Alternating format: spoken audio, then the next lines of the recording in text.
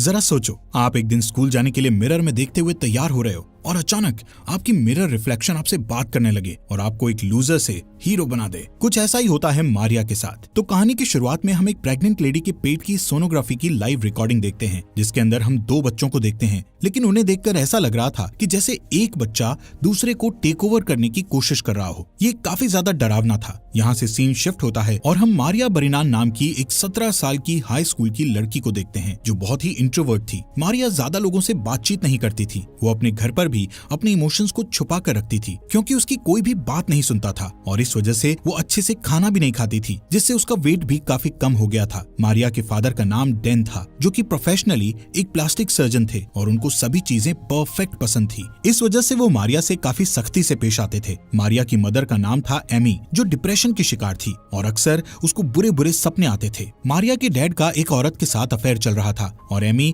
अपने हस्बैंड के अफेयर के बारे में सब जानती थी, लेकिन एमी अपने हस्बैंड से ऐसे ट्रीट करती थी जैसे उसे कुछ पता न हो। स्कूल में मारिया को एक मार्क नाम का लड़का हमेशा परेशान करता रहता था और बाकी सब भी उस पर हंसते थे, क्योंकि वो लोगों से काफी दूर रहती थी। मारिया की एक बेस्ट फ्रेंड थी जिसका नाम था लिली, जिसके बॉयफ्रेंड सीन पर मारिया को क्रश था और इसीलिए वो लिली से जेलस फील करती थी। इस वजह से मारिया स्मोकिंग करने लगी थी। एक दिन अपने घर पर मारिया को अचानक से एक सोनोग्राफ इमेज दिखाई देती है, जिसके अंदर ट्विंस बच्चे थे और ये एग्जैक्ट वही इमेज थी जो हमें मूवी की शुरुआत में दिखाई गई थी। ठीक इसके कुछ दिन बाद से ही मारिया को अपने मिरर रिफ्लेक्शन से आवाजें आना शुरू हो जाती हैं और अक्सर मारिया अपनी मिरर रिफ्लेक्शन को अलग चीजें करते देखती थी, जिससे शुरू में तो मारिया को बहुत डर लगता है, लेकिन धीरे धीरे मारिया अपनी मिरर इमेज से बातें करने लगती है। उसकी मिरर इमेज मारिया को अपना नाम आयरम बताती है। आयरम मारिया के मुकाबले काफी ज्यादा ब्यूटीफुल, चार्मिंग एंड कॉन्फिडेंट थी। बेसिकली मारिया जैसे बनना चाहती थी, आयरम के अंदर वही सारी खूबियां थी। वो दोनों आपस में बहुत बातें करने लगते हैं। मारिया को फील होता है कि फाइनली कोई तो उसे मिला जो उसकी बातें और फीलिंग्स को समझता है। यहाँ से सीन शिफ्ट होता है और हम देखते हैं कि मारिया को प्रॉम नाइट में जाने के लिए उसके पेरेंट्स फोर्स कर रहे थे, लेकिन मारिया श्योर नहीं थी कि वो किसके साथ प्रॉम नाइट पर जाएगी। प्रॉम नाइट में आइस स्केटिंग डांस करना था और मारिया को आइस स्केटिंग करना बिल्कुल भी नहीं आता था, बट उसकी फ्रेंड लिली उससे कहती है कि मैं तुम्हें स्केटिंग सिखाऊंगी। जब लिली उसको आइस स्केटिंग सिखा रही होती है, तभी मारिया आइस स्केटिंग करते टाइम नीचे गिर जाती है और लिली उसको उठाने के लिए उसकी हेल्प नहीं करती और उससे कहती है कि मैं जानती हूँ कि तुम मेरे बॉयफ्रेंड को लाइक करती हो, इसलिए तुम्हारे लिए अच्छा यही होगा कि तुम सीन से दूर रहो। वहीं दूसरी तरफ हम सीन को देखते हैं, जो कि एक अच्छा लड़का था, क्योंकि वो हमेशा ही मारिया की हेल्प करता था और ये देखकर लिली काफी जेलस फील करती थी। एक रात मारिया अपने फादर के साथ बाहर घूमने जाती है, जहां मार्क उसे इनडायरेक्टली वे में तंग करने लगता है। अब ये देखकर मारिया के फादर उसको ये कहते हुए अपने क्लिनिक पर बुलाते हैं कि वो उसे एक सरप्राइज देना चाहते हैं। मारिया सोचती है कि शायद उसके फादर उसे कार गिफ्ट करने वाले हैं, ताकि उसे बस में ट्रैवल ना करना पड़े। क्लिनिक पर पहुंचकर मारिया को पता चलता है कि उसके फादर उसकी नोज और लिप्स की सर्जरी करने की बात कर रहे थे, ताकि वो परफेक्ट दिखे। इस बात से मारिया और उसकी मिरर इमेज आयरम उसके डैड से काफी गुस्सा हो जाते हैं, क्योंकि उसके डैड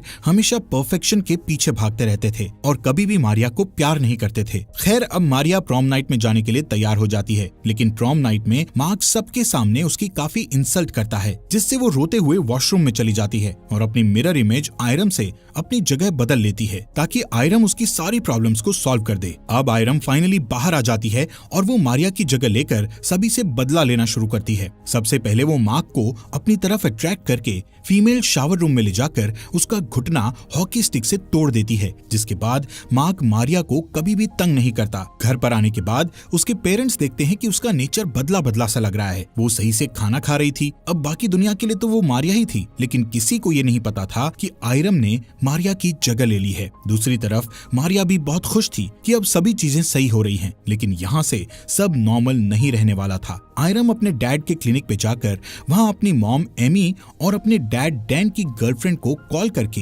एक ही टाइम पर बुलाती है, जिससे उसकी मॉम समझ जाए कि उसके हस्बैंड डैन का अफेयर किसके साथ चल रहा है। घर आकर आयरम अपनी मॉम से बदतमीजी करती है और कहती है कि उनको अपने हस्बैंड के अफेयर के बारे में सब पता होने के बावजूद भी उन्होंने कोई एक्शन क्यों नहीं लिया, जिस पर एमी आयरम को जोरदार थप्पड़ मारती है। लेकिन इसके बाद भी आयरम खुश थी कि उसकी मॉम को उसके डैड की सच्चाई पता चल गई। इसके बाद आयरम आइस स्केटिंग की कुछ दिनों तक काफी ज्यादा प्रैक्टिस करके आइस स्केटिंग सीख जाती है। थोड़े दिन बाद आयरम लिली को उसे दोबारा आइस स्केटिंग सिखाने के लिए कहती है, जिस पर लिली उसे सिखाने के लिए मान जाती है। अब जब वो आइस स्केटिंग करने जाते हैं तो लिली उसकी परफेक्ट आइस स्केटिंग देखकर शॉक्ड हो जाती है। स्केटिंग करते करते आयरम लिली से मारिया का बदला लेने के लिए उसको धक्का देती है, जिससे लिली दूर जाकर नीचे गिर जाती है। उसके सर में गहरी चोट लगने की वजह से लिली ऑन द स्पॉट ही मर जाती है। यहाँ पर आयरम रोने की एक्टिंग करती है और पुलिस को कॉल लगाते हुए उनसे कहती है कि लिली आइस स्केटिंग करते समय फिसलकर नीचे गिर गई है, उसके सर पर काफी गहरी चोट लगी है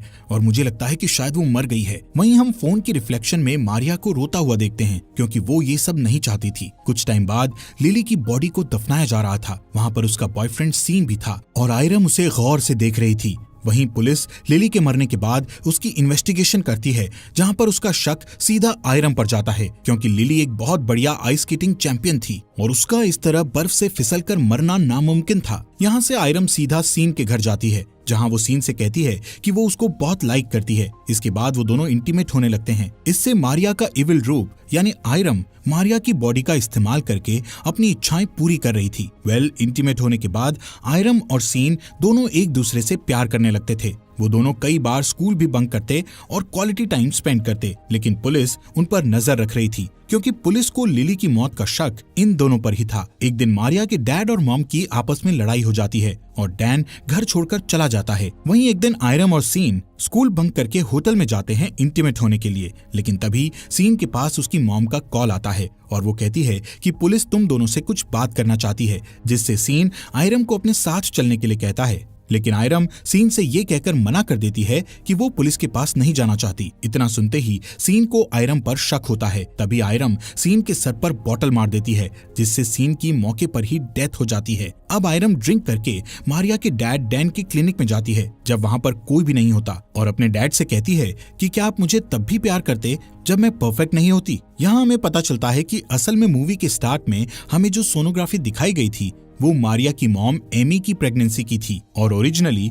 मारिया की एक ट्विन सिस्टर थी, जिसको हम आयरम कह सकते हैं। अब जब वो दोनों पैदा हुई थी तो मारिया तो बिल्कुल नॉर्मल थी, लेकिन आयरम में एबनॉर्मलिटी और फिजिकल डिफॉर्मिटीज थी। अब जैसा कि हम जानते हैं कि डैन को शुरुआत से ही चीजें परफेक्ट पसंद थी, तो इसी वजह से उसने आयरम को जिंदा ही घर के आगे दफना दिया, और ये सब विदाउट एमी की परमिशन के हुआ था, जिस वजह से आयरम की आत्मा मिरर वर्ल्ड में ही फंस गई थी। और जब मारिया बड़ी हुई तो आयरम ने उसकी बॉडी पर टेक ओवर कर लिया। यहाँ पर डैन उसको जवाब देता है कि हाँ, मैं तुम्हें तब भी इतना ही प्यार करता अगर तुम परफेक्ट ना भी होती। डैन का झूठ सुनकर आयरम डैन का गला काट देती है, जिससे डैन उसी समय मर जाता है। अब आयरम बाहर जाते हुए बार बार मारिया का नाम ले रही थी ताकि वो उससे बात करे, लेकिन मारिया अब उसको मिरर रिफ्लेक्शन में नजर नहीं आती थी, जिससे हमें पता चलता है कि आयरम कोई और नहीं बल्कि मारिया की कमियों की ही रिफ्लेक्शन थी, जो कि उसके सबकॉन्शियस माइंड की रिफ्लेक्शन थी। जब उसने वो सोनोग्राफी की इमेज देखी थी तो उस टाइम उसने ये सब सोचा था और उसको पता था